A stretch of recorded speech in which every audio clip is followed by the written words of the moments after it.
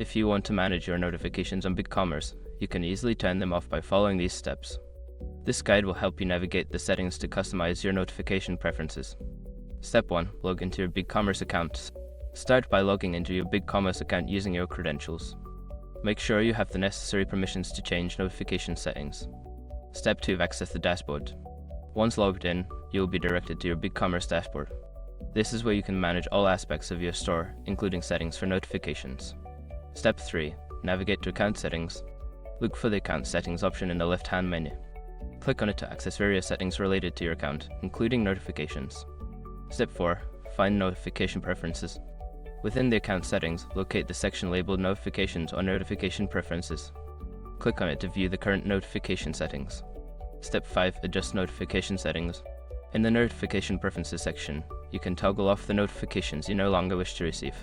Make sure to save your changes before exiting the settings. By following these steps, you can easily turn off notifications on BigCommerce and customize your experience. If you have any further questions, feel free to explore the help resources available on the platform.